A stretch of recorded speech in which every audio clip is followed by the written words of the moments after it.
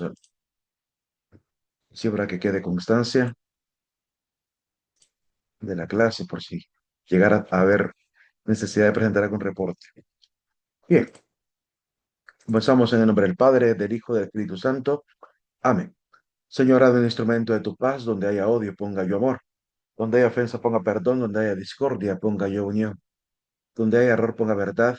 Donde haya duda, ponga la fe. Donde haya desesperación, ponga esperanza. Donde haya tinieblas, ponga la luz. Donde haya tristeza, ponga alegría. Haz, oh Maestro, que busque consolarnos, ser consolado, comprendernos, ser comprendido, amarnos, ser amado. Porque darnos se recibe, olvidarnos se encuentra uno en ti. Perdonarnos es perdonar y morirnos a sí mismo. Se resucita la vida. Amén. En el nombre del Padre, del Hijo y del Espíritu Santo. Amén. Les comento que ya he avanzado bastante con lo del aula virtual de la mañana, de las 9 de la mañana. Y como creo que es una tarea la que va a cambiar respecto a esa sección con la de ustedes, espero que ya mañana también les vaya a aparecer a ustedes el aula virtual con todo lo que vamos a ocupar por lo menos del primer parcial y las tareas. Creo que van a aparecer las tareas del primero, segundo y tercer parcial ya configuradas.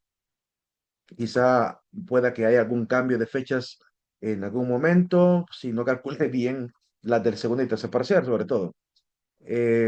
Por lo cual, mientras tanto, agréguense al grupo de WhatsApp si no lo han hecho todavía, ¿verdad? Para que estén bien informados.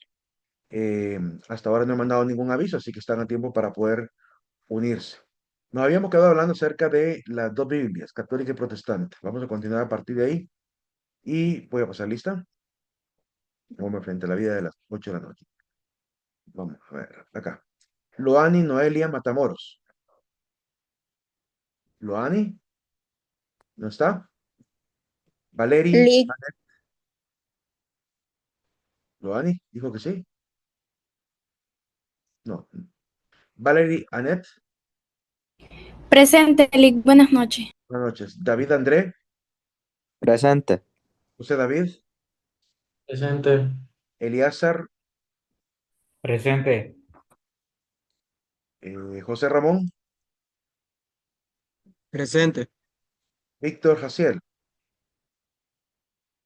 Víctor Jaciel, Presente. Denis Lenín, Presente, Lick. Carlos Fabricio Martínez, Presente. Keren Marisol Rodríguez, Keren Marisol, ¿no está? Presente. Ok. Oscar Alexandro Maradiaga, Presente. Keren Jimena Celaya, Presente. Melvin Alejandro Lanza, Melvin Alejandro, ¿no está? Ronnie Vincent McNabb, Ronnie Vincent, ya lleva 3 fallas. Arlen Eduardo Lagos, Arlen Eduardo, ¿no está? Axel Joan Velázquez, Axel Joan Velázquez, ¿no está? Pamela Racheli Valladares, Presente. Ramón Armando Ramos, Ramón Armando, ¿no está? Ya perre derecho. Dariana Fabiela, Presente. Daniela Alejandra, Daniela Alejandra, ¿no está? Jefferson Noel Aguilar, Jefferson, tampoco. Presente. Ah, Lic, ok. es que hay varios que creo que están en el seminario porque Loani mandó ahí en el grupo que le excusara porque está en el seminario. Ah, ajá. Cierto, cierto. Bueno, después reviso el grupo de WhatsApp. El grupo de WhatsApp me lo mandó. Vamos a ver. Mm, Sí, en el grupo están escribiendo. Ok, hombre de las 8 de la noche. Sí, sí, ahí está el de Loani y el de Marlene. Ok, vamos a ver Loani.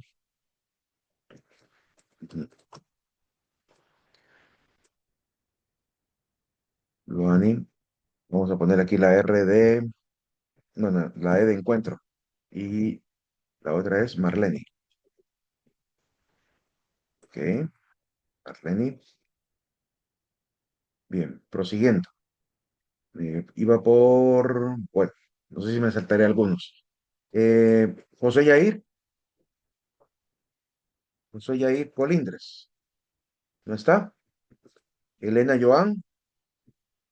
Creo que hasta ahorita solamente ellas dos mandaron excusa o confirmación de esto. ¿Qué tenemos en el grupo? Ah, bueno, algunos están escribiendo ahí ahorita. Valeria Elizabeth. Valeria Elizabeth. Presente. Lisa Paulette. Lisa Paulette. ¿No Presente. está? Ah, Hilary Margery. Presente. Hilda Rosario. Hilda Presente. Rosario. Minor Baudilio. Minor Baudilio. ¿No está? Gerardo Josué. Tampoco. María Fernanda Presente. Rivera. Así está. Ok. María Fernanda Rivera. Presente. Ashley Daniela.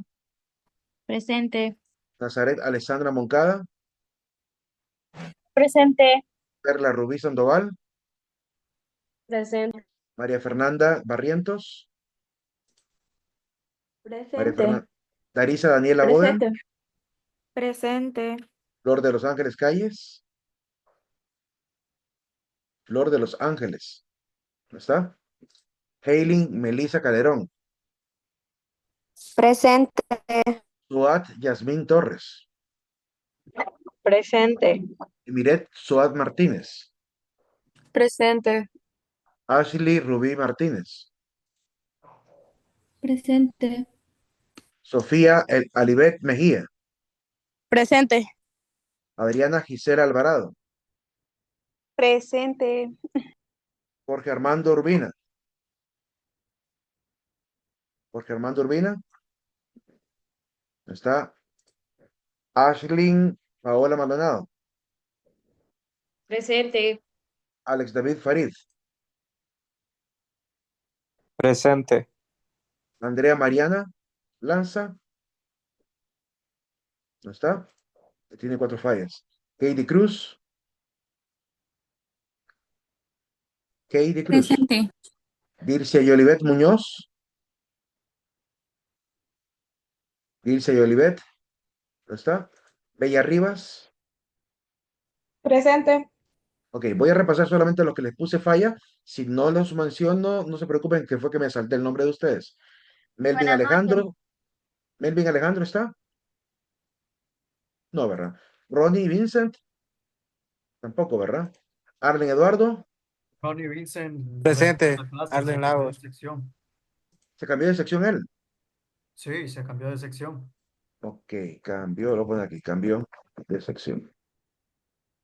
Espero que no lo haya asustado. Yo. Axel sí está, ¿verdad? Una- Digo, Arlen sí Disculpa, ahí está, te le ¿verdad? interrumpo. Sí, Arlen Lagos presente. Listo. Axel Joan. Presente. Ok, sí está. De ahí, Ramón Armando, supongo que ya perdió derecho. Daniela Alejandra, no ha venido.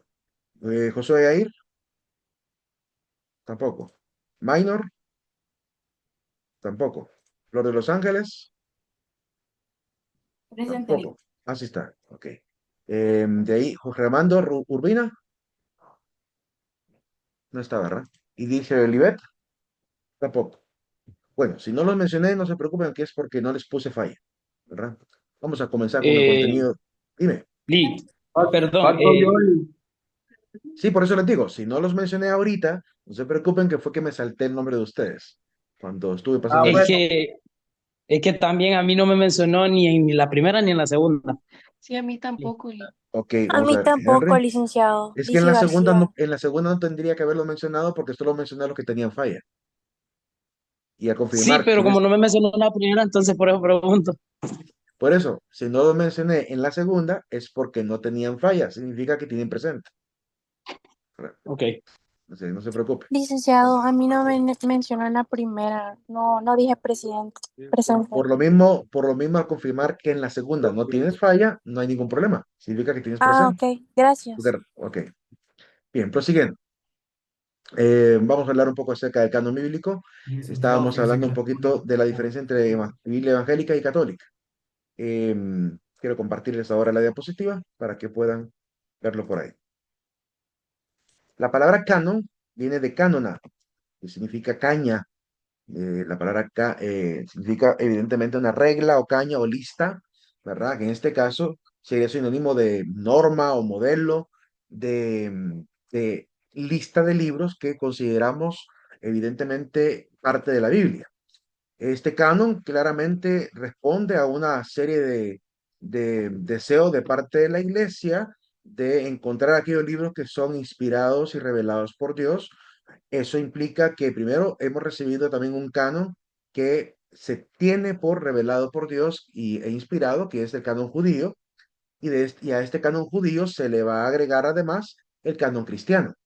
Entonces, con eso conformamos lo que llamamos la Biblia. Aquí les pongo el texto de Corintios para que vean que en la Biblia no, canona se traduce como norma. La Tanakh es el primer canon.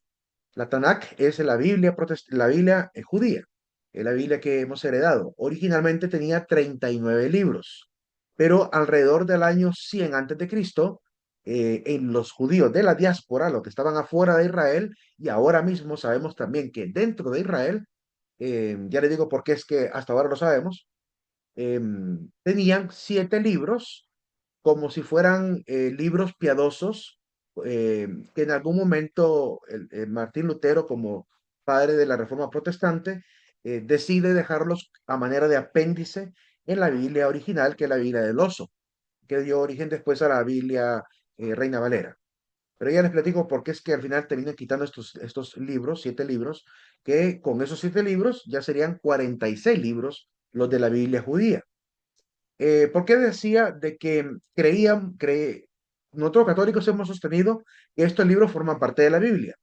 La razón por la cual Martín Lutero no quiso incluirlos como parte del listado del primer canon, sino que los dejó como una especie de apéndice bajo el título de apócrifos, que significa oculto, es porque, primero, él creía que la lengua original de las obras era el griego y no el hebreo. Segundo, porque en Israel, según él, en Israel no tenían estos 7 libros dentro de la Biblia. Sin embargo, hay un hallazgo que Martín Lutero no conoció, que fue hasta el año 1945, que se descubre una sinagoga en el desierto de Nag Hammadi, cerca del Mar Muerto. Por eso se le llama a esos pergaminos los pergaminos del Mar Muerto. Encuentran un nicho dentro, en la reparación de la sinagoga que estaban haciendo, encuentran un nicho en el cual estaban escondidos en un cuadrito así por en la parte alta de la pared. Al repellar, ¿verdad? Claramente raspar la pared, encuentran esta abertura que es un nicho donde estaban antiguos pergaminos de la Tanakh. La costumbre de los judíos era que, como es la palabra de Dios, no la queman ni la botan, sino que la dejan a que se pudra naturalmente en cubículos dentro de la misma sinagoga.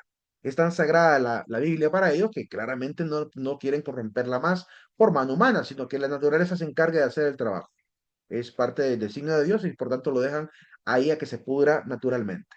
Entonces se encuentran una serie de, ¿verdad? Pergaminos en los cuales claramente aparecen copia de la Tanakh y además se encontraron fragmentos de estos 7 libros que son llamados, ¿verdad? Los deuterocanónicos, es decir, los del segundo canon. Y aquí viene una pregunta. Si los israelitas en Israel, estamos hablando en el Mar Muerto, ¿verdad? Al sur de Jerusalén, si los israelitas en Tierra Santa decidieron colocar junto con los libros inspirados por Dios aquellos fragmentos de libros que supuestamente, según Martín Lutero, no serían inspiración de Dios, ¿por qué lo hicieron? Es decir, ¿qué miraban en estos libros los judíos de Israel para poder guardar también dentro de estos mismos cubículos estos apócrifos o estos deuterocanónicos, que realmente es el nombre que le debemos dar, deuterocanónicos? Apócrifo es un nombre, ¿cómo se puede decir? Inadecuado, porque nunca han estado ocultos. Siempre los hemos conocido. Tenemos más de 2000 años de conocerlos. Entonces, en este sentido, no había razón alguna para quitarlos. ¿Y por qué entonces los guardaron junto con la Biblia? Los guardaron porque seguramente también los consideraron sagrados. Así, la importancia que tienen estos escritos y por lo cual la Iglesia Católica ha decidido dejarlos como parte de la Biblia. Dime, Henry. Lick, perdone, ¿cree que me da unos 5 minutitos para mientras llego a mi casa y me vuelvo a conectar a la clase? Disculpe. Está bien, está bien. Entonces, volviendo al asunto. La palabra Tanakh, ¿qué significa? La palabra Tanakh es un acróstico de 3 consonantes. La letra Tet, que es la letra T para nosotros, la letra Nun, que es la N para nosotros, y la letra Kof, o Kaf, que es la letra K para nosotros. Son los 3 nombres de las 3 partes. T de Torah, o las instrucciones o la ley. La N de Nevi'im, que son los profetas, tanto los primeros profetas como los segundos profetas. Se tiene por primeros profetas aquellos libros que hoy llamamos históricos, como Primera y Segunda Samuel. Y los libros Ketuvim, que son los otros escritos, como los libros sapienciales, en el caso de Job, Proverbios, y los libros también líricos, como el caso de Cantar de los Cantares y Lamentaciones, además de Salmos. Entonces, estos son los primeros libros que recibimos. Entonces, les dejo ahí simplemente la pregunta para que cada quien se responda, aunque ya di una respuesta según mi propia perspectiva, por si quieren aceptar esa propuesta de entender por qué es que realmente son importantes estos 7 libros y no fueron tratados como libros cualquiera, sino que fueron guardados junto con el resto de la Biblia como palabra de Dios. Porque solamente si fuera palabra de Dios, si fuera realmente revelación de Dios, podría haber sido tratada con tanto respeto ese tipo de escrituras. Pueden investigar el tema de los pergaminos de temas muertos para que vean a lo que me refiero. Aquí les muestro un poquito la distribución de los de las 3 categorías, Torah, Nevi'im y Ketuvim. Pueden ver cuáles son los libros de la Torah, que son los 5 primeros libros de la Biblia, que tienen nombres, en nuestro caso le hemos dado nombres griegos. El nombre original hebreo es diferente. Por ejemplo, los judíos lo que hacen es que para colocarle el nombre a cada uno de los libros, eligen la primera palabra o primera frase del libro. Por ejemplo, Génesis, que para nosotros significa, ¿cómo se llama? El origen, ¿verdad? Eso significa Génesis en el griego. Para ellos es el término Bereshit, que significa en el principio. Porque el Génesis así comienza. En el principio, el Espíritu de Dios aleteaba sobre las aguas. ¿Verdad? En el caso de Éxodo, para nosotros, Éxodo en griego significa salida. Entonces nos estamos más bien hablando, más bien nos referimos con ese nombre al contenido. Mientras que para los hebreos significa y llamó. Perdón, los nombres significa. Shemot significa los nombres. Porque dice que comienza el libro diciendo, estos son los nombres. En el caso de Levítico, nosotros le llamamos Levítico porque en el griego significa relativo a los levitas. Y mientras que Vayikra significa y llamó, porque repite mucho lo de y llamó Yahvé a Moisés. En el caso de números, originalmente números en griego se llamaba aritmoi, que significa número, o cantidad, como quieran llamarle. Y en el caso de pues Bemidbar significa, en el caso de Bemidbar, se me escapa el nombre. No sé, no recuerdo muy bien si significa en el desierto. Si mal no recuerdo, no recuerdo muy bien si significa en el desierto. No sé cuál de los dos, si Deuteronomio o Bemidbar significa en el desierto. Pero para que vean que la primera frase prácticamente de cada libro es lo que realmente viene a significar. En el griego lo que intentó dársele fue un nombre que nos hablara más bien del contenido del libro. Por ejemplo, se llama Deuteronomio, significa segunda ley, porque es el segundo libro donde aparece por segunda vez el Decálogo. Recuerden que aparece por primera vez en Éxodo 20 y vuelve a mencionarse en Deuteronomio capítulo 5, los 10 mandamientos. Entonces, claramente ahí hay una segunda enumeración de los 10 mandamientos. Por eso se llama Deutero, segunda, nomos, segunda norma. Los Nevi'im, ahí pueden ver los primeros profetas y los segundos profetas. Entre los profetas segundos están los profetas mayores y menores. Los primeros 4 que aparecen son los profetas mayores. Los demás son profetas menores. Y los Ketuvim, que son, como digo, los sapienciales u otros libros líricos. Ahí les queda esa infografía para que puedan tenerla también en la diapositiva que les compartiré muy pronto. En cuanto a la Torá, significa la instrucción, enseñanza, también se traduce como la ley. Es la ley de los judíos. Los judíos tenían la Torá de 2 maneras. Una Torá escrita y una Torá hablada, es decir, oral. Por lo cual, no todo lo que está en la Biblia, no todo lo que saben los del pueblo de Israel, está en la Biblia. Hay cosas que lo saben, que Dios lo estableció o Moisés lo estableció y lo han pasado de generación en generación de manera oral.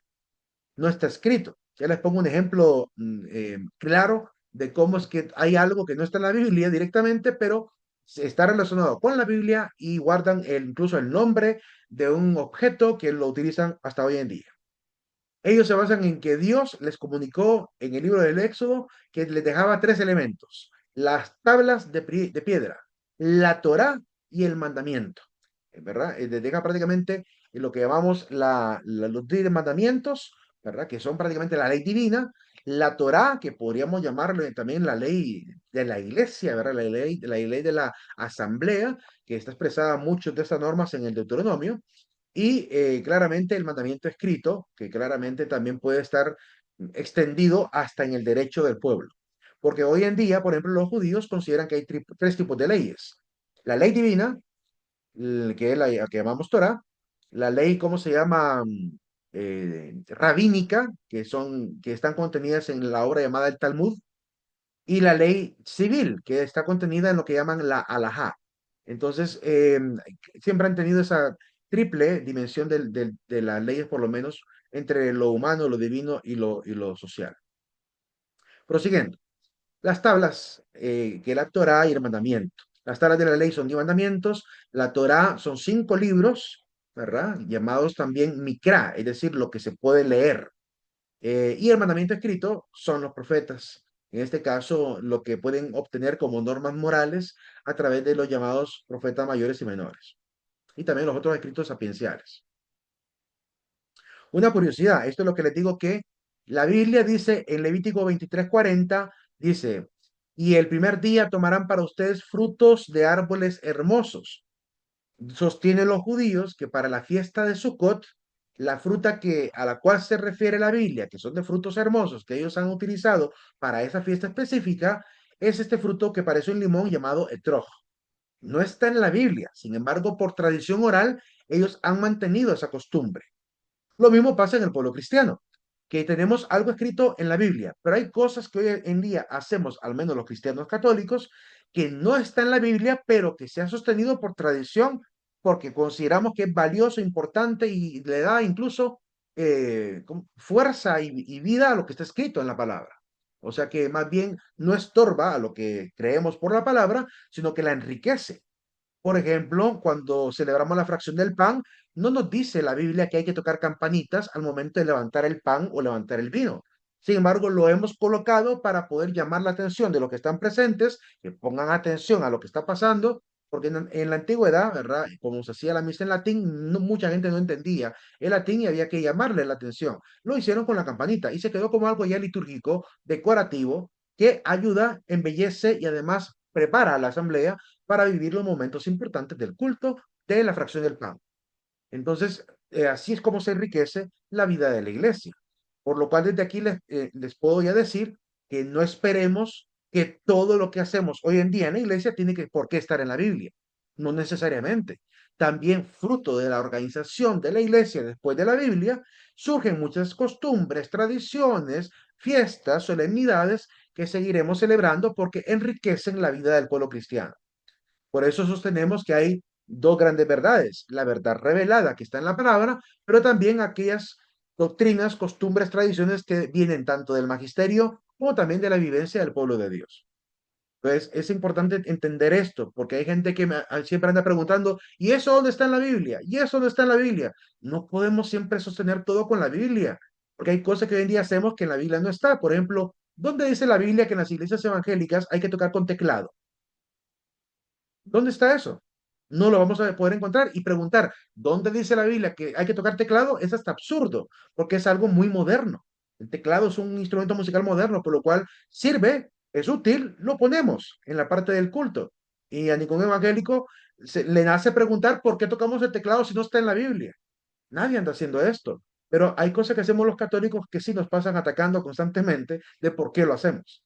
Como si no fuera, no se hubiese originado igual como se originó la práctica de meter el piano a la iglesia.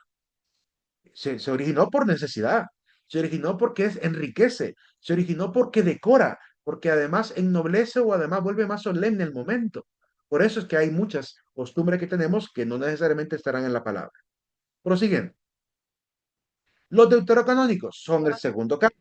con estos libros, 7 libros, que les digo que originalmente se creía que solo estaban escritos en griego, hoy sabemos que también estaban escritos en hebreo, porque en los pergaminos del Mar Muerto están en hebreo, no están en griego, están en hebreo, por lo cual eso nos da mayor seguridad de que teníamos razón, de que esos libros tendrían que haber estado siempre en la Biblia y nunca debieron haberse quitado.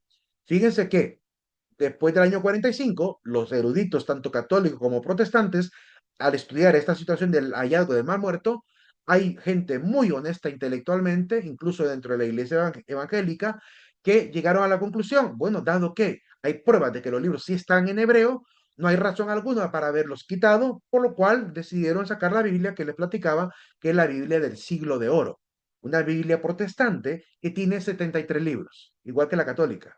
Es decir, que decidieron volver a meter los 7 libros que habían quitado hace unos 400 años atrás.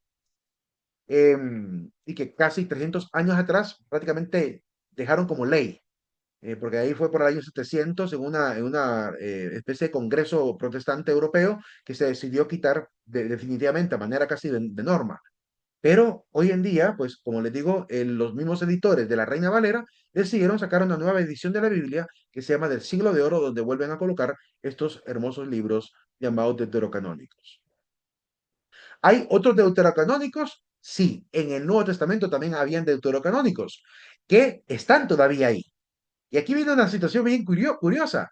A los protestantes de Europa Norte se les ocurrió quitar los 7 libros del Antiguo Testamento, pero ¿por qué no quitaron Santiago? ¿Por qué no quitaron Hebreos? ¿Por qué no quitaron Pedro? ¿Por qué no quitaron Juan, la tercera y segunda de Juan, la de Judas y Apocalipsis? Sí, también son deuterocanónicos.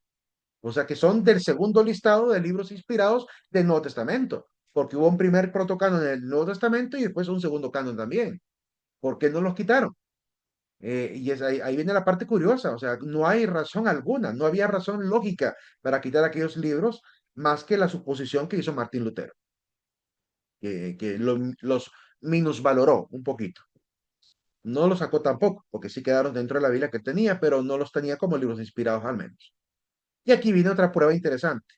En la Biblia del Oso, que es el fundamento de la Biblia del reformador protestante Casiodoro de Reina, es decir, la Biblia en la cual se basó Casiodoro para sacar la Reina Valera, la Reina que es la Biblia de él, y después que Cipriano de Valera también va a colaborar en esa edición.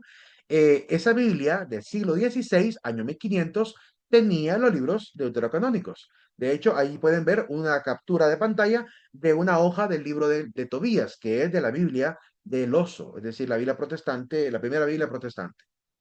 Entonces, como digo, yo dejo ahí, pues, suelto en el aire la interrogante, ¿deben estar o no deben estar? Por lo que ahora sabemos, arqueológicamente, lógicamente, hasta espiritualmente, es necesario que estén esos 7 libros y que el pueblo de Dios también los conozca y los pueda estudiar. Prosiguen. La cantidad de libros de la Biblia, pues entonces, volviendo ya un poco a sintetizar esto. La Tanakh, que es la Torah, los Nevi'im y Ketuvim, eran 39 libros, más los deuterocanónicos, que son 7 libros, en total son 46 libros del Antiguo Testamento. En el Nuevo Testamento están la categoría de los 4 evangelios, la categoría de las cartas, los otros escritos como Hechos, Apocalipsis y Hebreo. ¿Por qué Hebreos no está como carta? Aunque le llamamos carta a los hebreos, dicen los eruditos, que no es una carta, parece más bien una especie de sermón, es decir, como si fuera una predicación de alguien, una explicación, diríamos, doctrinal para explicar la relación entre Jesús como el nuevo sacerdote del Nuevo Testamento a semejanza de Melquisedec en el Antiguo Testamento y la superación también de la liturgia del Antiguo Testamento por la liturgia del Nuevo Testamento. Entonces, más bien parece una explicación doctrinal o catequética, mejor dicho, y por eso no puede ser catalogado como una epístola, ¿verdad? Entonces, está en discusión eso es un debate contemporáneo. Ahora bien, ¿qué estructura le damos en la Iglesia Católica a la Biblia? Le damos la estructura del Antiguo Testamento en 5 partes, que sería Pentateuco, que significa 5 rollos, los primeros 5 libros de la Biblia, históricos, proféticos, líricos y sapienciales. En el caso del Nuevo Testamento, evangelios, hechos, cartas paulinas, cartas apostólicas y el Apocalipsis. Esta es la categorización que hacemos para el Nuevo Testamento. Y para ir terminando esta parte de introducción a la Biblia, em, les dejo unas infografías que pueden ser útiles para sus trabajos en sus iglesias, ¿verdad? En sus grupos juveniles, donde ustedes estén sirviendo, que pueden ser bastante útiles. Por ejemplo, esta infografía que muestra las categorías de los libros de la Biblia sacados ahí por categoría, ¿verdad? Ustedes ahí pueden ver cuáles son los 5 libros del Pentateuco, los libros históricos y los proféticos. Estos del Antiguo Testamento, según su estilo literario, también, dime, Katie. En caso de querer estudiar la Biblia tiene manera de poderla estudiar por capítulos o como lectura normal. Mira, hay muchísimas opiniones al respecto. Primero, la Biblia se puede o estudiar académicamente o meditar personalmente, espiritualmente hablando, es decir, bajo una especie de lección divina, le llamamos nosotros los católicos, es decir, un momento de meditación personal donde yo voy a crecer a la luz de la palabra, oraré a la luz de la palabra y trataré de meditar qué me dice Dios a mí. Esa es la lección divina. Pero además, académicamente se puede también estudiar la Biblia a través de facultades de teología. Ahora bien, si tú quieres hacer un estudio personal de la Biblia desde el punto de vista incluso académico, lo recomendable es tener también libros que nos hablen de la introducción a la Biblia, porque ahí normalmente aparece también cuál sería el orden lógico para poder leerla adecuadamente. Como digo, esa parte de cómo leerla adecuadamente también tiene muchos autores que no se ponen de acuerdo. Mi opinión, mi recomendación sería que para poder entenderle bien lo mejor que se pueda a la Biblia, deberíamos de comenzar con una lectura primero de los 4 evangelios, no por Génesis. Primero leer los 4 evangelios para conocer la persona de Cristo. Después de los 4 evangelios, importante irse al Pentateuco, es decir, a los primeros 5 libros de la Biblia, para conocer también todo lo que Jesús nos ha hablado y nos ha hecho referencias. Ahora bien, después de leer el Pentateuco, sería recomendable que pudiéramos leer también a San Pablo, ¿verdad? O sea, volver otra vez a San Pablo para leer sus cartas, que es la continuación un poquito del mensaje bíblico también. Luego, una lectura de los profetas para también ver por qué Pablo nos dijo todo lo que nos dijo, ¿verdad? Ahí encontraremos los fundamentos. Es importante haber leído primero a Pablo para después decir, esto fue lo que Pablo dijo. A esto se refería Pablo, que vamos a encontrar muchas referencias proféticas del profetismo, mejor dicho, del Mesías en Pablo. Después de leer los profetas, ya volveríamos a las cartas católicas, es decir, las cartas del Nuevo Testamento. Aquí pueden ver la categoría de las cartas católicas o apostólicas, también se le llama, que son Santiago, Primera de Pedro, Segunda, Tercera y Juan, ¿verdad? Esa carta y la carta de Judas, para complementar el mensaje de los apóstoles. Y ya después podríamos volver ya a los libros históricos y después el Apocalipsis. Sería un orden que yo recomendaría para que podamos ir haciendo ese contraste entre Antiguo y Nuevo Testamento, ¿verdad? Para saber por qué Jesús nos dijo lo que nos dijo y cuando vayamos a ver el Pentateuco empezaremos a decir, Jesús nos dijo esto, ¿verdad? A esto se refería. Entonces encontraremos esa lógica, pero porque si leemos al revés, si leo primero el Pentateuco y después lo de Jesús, puede ser que no encuentre la relación. Entonces, mejor primero leer bien a Jesús para después saber de dónde fue que sacó todo lo que nos dijo, que comúnmente nos habla. Como él mismo afirmó, que la ley y los profetas hablan de él, dice él. Entonces, hay que ver en qué sentido hablan de él. Para eso es importante leer en ese orden. No sé si hay alguna otra pregunta. Gracias. Sí, es que muchas veces he escuchado yo como sobre la Biblia y hay temas como que uno queda, pero no entendí porque a veces como que le cuentan una parte de una historia a uno, pero no sabe de atrás ni lo que quedó al final. Entonces, por eso tenía esa curiosidad y siempre le he preguntado yo como, si quisiera estudiar la Biblia, ¿de dónde empiezo? Y la gente dice, no hay una manera específica, entonces, por Sí, eso. no hay una manera específica, pero sí hay una manera lógica. Es decir, que podemos utilizar. Y lo otro importante y elemental es también tener a la mano siempre un mapa bíblico, o sea, los mapas de la Biblia, tener a la mano también, por si de repente me dice que Jesús subió, digamos, de Galilea hacia, no sé, hacia Genezaret, por decir algo, o a Bethsaida. Entonces me voy al mapa rápidamente a ver dónde queda Genezaret, dónde queda Bethsaida. Entonces ya puedo relacionar, tanto tiempo tuvo que haber recorrido, porque la distancia aquí a acá, por los kilómetros que dice que hay, tuvo que haber recorrido bastante tiempo, cuánto tiempo habrá pasado, o por qué ciudades habrá recorrido. Eso nos va tomando un poquito de lógica también del recorrido de Jesús por la tierra de Israel.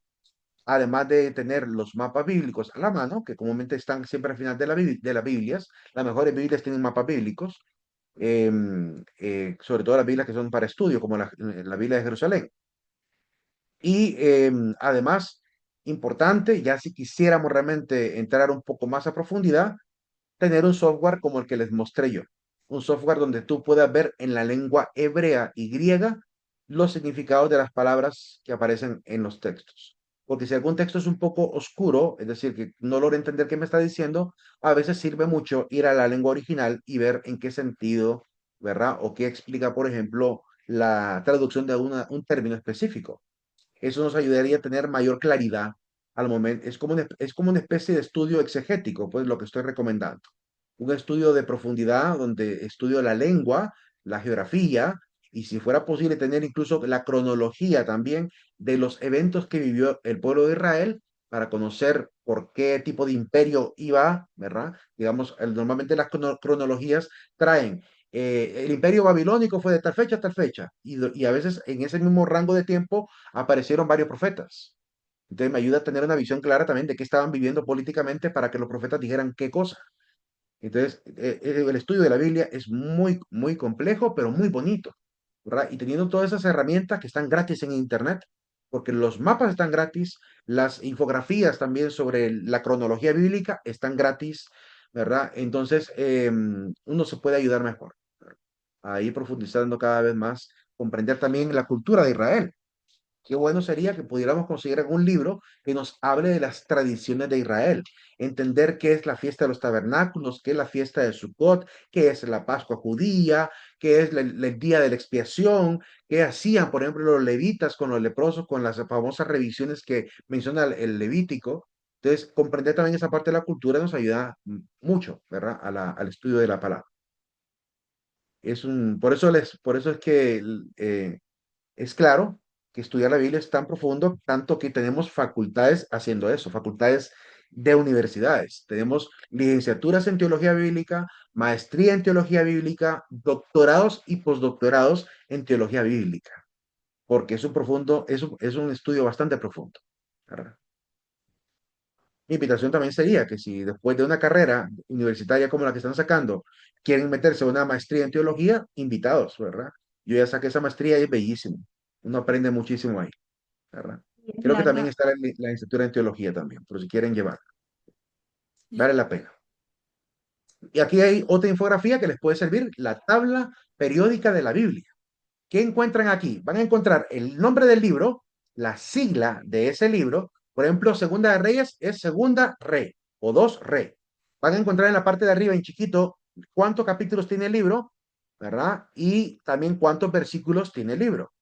Y en colores, pues el tipo de libro, ¿verdad? Es decir, el tipo de género literario que tiene el libro. Entonces, ahí pueden también tener esa infografía que puede ser muy útil para el estudio personal. Así ustedes cuando lean, por ejemplo, el libro de Lamentaciones de Jeremías, dirán, ¿qué tipo de libro es este? Ah, es un profeta mayor, ¿verdad? De repente dirán ustedes, Cogelet, ¿qué es? Ah, es un libro sapiencial, ¿verdad? Y así con cada una podrán identificar adecuadamente el género literario para que se comprenda por qué tiene ese estilo, ¿verdad? Prosiguiendo. ¿Cómo se escribió la Biblia? La lógica nos dice que primero tuvo que haber ocurrido el evento, pero también la misma lógica nos dice que es improbable que en plena guerra alguien estuviera, ah, vamos a copiar esto, ¿verdad? No hubo escribanos de manera inmediata a los eventos. Siempre es el evento histórico, luego la memoria oral del evento ocurrido que se transmite de padres a hijos de generación en generación y tardíamente es que a alguien se le da por escribir la Biblia o escribir, mejor dicho, los textos. Por ejemplo, el Éxodo está más o menos ubicado ahí por el año, si no me equivoco, 1250 antes de Cristo. El libro de Éxodo como tal se escribiría alrededor del año 1200, casi 50 años después. Y en el caso, por ejemplo, del Génesis, la creación pues fue, según los científicos, hace 13.7 billones de años. Pero el libro de Génesis se escribió hasta el año 545 antes de Cristo. O sea, es muy nuevecito, ¿verdad? Por lo cual, también hay que entender por qué es que algunos libros aparecieron en cierto contexto histórico, ¿verdad? Pero lo común es siempre que se tarde un poco de tiempo en aparecer el texto. Por ejemplo, en el caso de los evangelios, el evangelio más antiguo creo que es el de Marcos, que apareció por el año 40 después de Cristo, prácticamente 7 años después de la muerte de Jesús. Y el último libro de la Biblia, que es el de Apocalipsis, surgió hasta el año 100 después de Cristo, es decir, entre el 95 al 100 después de Cristo, antes de que muriera el apóstol Juan. Entonces, que es el autor, aunque haya utilizado algún escribano para dictarle los sueños que él tuvo, las visiones que él tuvo, mejor dicho, no fueron sueños, fueron visiones. Entonces, tarda mucho en aparecer el texto bíblico. Ahora bien, ¿cómo se formó la Biblia? Es otra pregunta muy diferente, porque una cosa es cuándo se escribió y otra cosa es cómo se formó o cuándo se formó. Entendemos que el Antiguo Testamento, pues lo recibimos los cristianos de los judíos que estaban afuera de Israel y también de los de dentro de Israel. Ya estaba hecha la Biblia prácticamente para ellos. Pero la Biblia, junto con los libros del Nuevo Testamento, se irían organizando entre el siglo primero hasta el siglo cuarto después de Cristo. Ya para el año 400, siglo quinto, ¿verdad? El Papa Dámaso I le ordena a San Jerónimo de Estridón que traduzca la Biblia y los libros que se tenían por parte del Nuevo Testamento para conformar una Biblia en lengua latina. A esa Biblia se le llamó la Biblia Vulgata. Y entonces, por orden del Papa Dámaso, es que hoy tenemos una Biblia completa con el Nuevo Testamento. Es hasta el siglo quinto, o sea, año 400. Por lo cual es casi 30 años después de los apóstoles apareció la Biblia completa. O sea, así como se va conformando, ¿verdad? Después vendrán otra serie de códices que algunas iglesias ajenas, ortodoxa, la católica, romana y también las iglesias protestantes del norte, también con sus universidades, con las cuales se van a quedar, porque claramente fueron universidades fundadas en su gran mayoría por la iglesia católica, pero como se separan de la iglesia, les queda en sus manos, se van a quedar con algunos pergaminos que eran potestad de la iglesia, que la iglesia cuidaba, esos pergaminos, los famosos códices de la Biblia. La formación del canon, pues en el caso de los apóstoles, vivieron el momento de acompañar a Jesús, experimentaron sus prédicas, escucharon todo y vieron todo, pero el momento en que empiezan a escribir es muy tardío. Y incluso algunos de los apóstoles ni siquiera tenemos textos de ellos. Si hubo más de alguna carta de parte de otros apóstoles, se perdieron en la historia. Entonces, por ejemplo, me imagino que Bartolomé, ¿cómo se llama? Que Felipe, los discípulos de los apóstoles, me imagino que, ¿cómo se llama? Los demás sucesores de Pablo habrán escrito, pero se perdieron esos documentos. Quizá en algún momento de la historia, con tanta arqueología y como excavación que están haciendo y también búsqueda por todos lados, quizá encuentren, igual como pasó en el año 45, algunos pergaminos y resulta que sea la carta de Bernabé o la carta de Silas. No sabemos si llegarán a aparecer. Hay que estar siempre pendientes de lo que pueda pasar en la arqueología, porque en cualquier momento nos dan una sorpresa. Ya ha pasado, que han encontrado estas ciudades completas enterradas en un lugar donde no se sabía que había ciudad. Sinagogas incluso, que se consideraban perdidas, están bajo tierra, muchas de ellas. Entonces, claramente, todavía falta mucho que explorar, ¿verdad? Mientras conforme vayan pasando también las construcciones de los pueblos, quizá encontremos algunas más en los diferentes lugares donde anduvieron predicando los apóstoles y sus discípulos. Y si les dijera que no son 4 evangelios, fíjense que hay una hipótesis de la existencia de un quinto evangelio al cual le han llamado fuente Q, porque lo que se ha podido constatar al estudiar la similitud de los 4 evangelios que existen es que hay algo raro. Pareciera que las dos fuentes originales son Marcos y esta fuente llamada fuente Q. Pero de alguna manera Marcos influye sobre Mateo y sobre Lucas, de igual manera que la fuente Q pareciera que influyó sobre Mateo y sobre Lucas. Claramente, Mateo, Marcos y Lucas tienen su parte muy original de ellos, pero hay alguna parte de la narración que tuvo que haber sido copia, ¿verdad? De un escrito tercero o cuarto, bueno, pues un escrito quinto, en este caso. Alrededor del año 50 se calcula que puede haber aparecido esta fuente llamada la fuente Q. La primera y segunda Tesalonicenses son las cartas más antiguas del Nuevo Testamento. Por la fe, el evento de Cristo se va comunicando, se conserva y se nutre, y la necesidad de escribir por la distancia también de la lejanía, de llevar el mensaje de manera intacta, pues obliga a ir escribiendo estos dichos de Jesús, por ejemplo, las logia, que son las grandes frases de Jesús, además del testimonio histórico de la narración de sus eventos y momentos. Aquí podemos ver la relación de Marcos con Lucas, Marcos con Mateo, pero también la fuente Q con Mateo y la fuente Q con Lucas.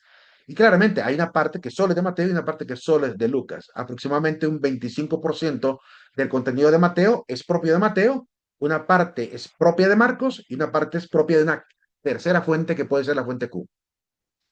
Cuarta fuente, perdón, en este caso. El Evangelio de Juan no aparece como un evangelio sinóptico, es decir, es muy diferente la manera como se narra el Evangelio de Juan y también el objetivo del evangelista es muy diferente a la de los otros evangelistas, porque en el caso de Mateo, Marcos y Lucas intentan explicar la vida de Jesús, mientras que Juan se detiene más en los discursos de Jesús.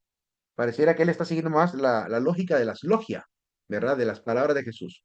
Así que se esfuerza más por presentar los mensajes bastante largos, ¿verdad? Del discurso de Jesús, de sus prédicas y también de lo que dijo en la última cena. Por ejemplo, para la última cena, desde el capítulo, si no me equivoco, 13 hasta el 17, es el discurso de la última cena.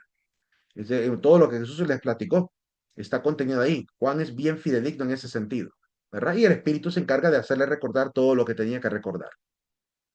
La sigla Q, pues, se refiere a Quelle, que es una frase, una palabra alemana que significa fuente, que da origen a Reflenquelle, es decir, fuente de los discursos o fuente de los dichos de Jesús. Así se le llamó a esta obra que claramente se presenta como una fuente junto con Marcos, ¿verdad? A esa teoría se le llama la teoría de las dos fuentes. La teoría de que Marcos y la fuente Q son las dos fuentes originales de los demás evangelios. Con respecto a la distribución de los libros de la Biblia, por cierto, antes de seguir con esto, por cierto, también hay una serie de evangelios, entre comillas, que son llamados los evangelios apócrifos, que son una serie de escritos que no entraron dentro del canon de la Biblia del Nuevo Testamento, simple y sencillamente porque, por ejemplo, hay un evangelio que dice que es el evangelio de María Magdalena. Hay un evangelio que se llama el evangelio de Judas Iscariote. Hay un evangelio que se llama el evangelio de Pedro, el protoevangelio de Santiago, el evangelio de San Valentín, el evangelio de Felipe, el evangelio copto de la infancia, el evangelio de Santo Tomás. Entonces, el problema es que cuando estos libros aparecen, es improbable que tengan a estos autores. ¿Por qué? Porque aparecieron casi 200 años después de la muerte de estos apóstoles. Entonces, es improbable que lo haya escrito Judas Iscariote, que murió en el año 33, cuando apareció hasta casi el año 200 y pico. Entonces, lo que pasa y aparentemente lo que estaba sucediendo en ese momento es que algunas iglesias gnósticas cristianas que aparecieron en aquel momento querían meter un poco de sus doctrinas dentro de la narración bíblica. Y para darle fuerza al fundamento de sus doctrinas, ¿verdad? Inventan obras literarias donde quieren relacionar a personajes de la Biblia con una narración diferente, con eventos que quizás nunca ocurrieron prácticamente a manera de telenovela, digo, a manera de una novela, con la esperanza de poder introducir sus doctrinas dentro del pueblo cristiano o simplemente con el afán de vender libros. Pero lo cierto es que no hay certeza de que haya verdadera conexión con los apóstoles porque aparecieron tardíamente. De ahí el por qué la Iglesia Católica nunca los consideró parte de la Biblia. Estuvieron prácticamente ahí ¿cómo se llama? Como en sospecha, siempre estuvieron como en sospecha.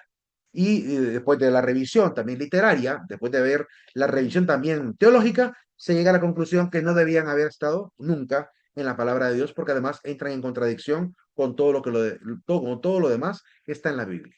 Ahí nos vamos a quedar con la imagen de los dos personajes que dividieron la Biblia en capítulos y versículos. El obispo Esteban Lanton y un dueño de una imprenta que es Robert Etienne.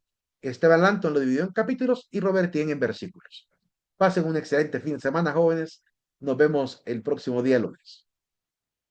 Adiós, Lick. Feliz noche, Lick. Buenas noches, Lick. Buenas noches, Lick. Buenas noches, Lee. Buenas noches. Buenas Disculpe que noches, tengo Lick. una consulta. Feliz noche. Dime, ¿cuál es tu consulta? La presentación de las tareas, ¿cómo va a ser? Porque Va a según ser tengo por medio de la plataforma Moodle. entonces podemos hacer las tareas en Word. Tiene que ser en Word, ¿sí? La tienen que convertir a PDF y la van a enviar la van a enviar mucho tiempo antes de que se cierre la tarea. Ok, está A bien. más tardar, creo que por mucho, día sábado ya están habilitadas todas las tareas, ya hasta el tercer parcial. Ok, está bien, es que tenía Ok. esa pequeña duda. Ahí les aviso por el grupo de WhatsApp cuando ya esté todo listo. Y Gracias. Ashley, Licenciado, ajá, yo tenía una pregunta sobre las tareas. Es que no entendí muy bien aquel día sobre las tareas. Si es que, ¿cuándo tenemos que mandarlas? ¿Cuándo van cada a estar tarea tiene, habilitadas? cada tarea tiene su fecha de cierre para poder, cuando ya esté habilitada todas las tareas en plataforma, yo les diré, vayan a revisar, por favor, las tareas que están en camino y al entrar a la tarea, tú vas a poder ver la fecha de cierre y hora de cierre. Ok, entonces no están habilitadas todavía. Todavía no, todavía no. También Ah, considera que cuando entres a la plataforma Moodle, automáticamente te ujú, aparece el calendario y ahí te van a ir apareciendo ajá. también en el calendario las tareas asignadas. Ah, ok, ya entendí. Ahora Hoy lo bien, cambiaron, ¿verdad? sí, pero toma en consideración también que en ese mismo calendario van a aparecer las tareas de todas las clases. Así que lo Ah, mejor es ir al aula virtual y revisar clase por clase. ok, está bien, licenciado. Esa era mi pregunta. Usted nos va a decir cuando ya estén Yo habilitadas, les aviso ¿verdad? por el grupo de WhatsApp. Ah, la otra pregunta era, usted graba las clases, ¿verdad? Sí, la estoy grabando. Ajá, entonces no las publica, La voy a digamos, compartir, las la voy a comparte. compartir, la voy a Ajá. compartir, pero también voy a compartir las diapositivas en el aula Ah, virtual. ok, ok.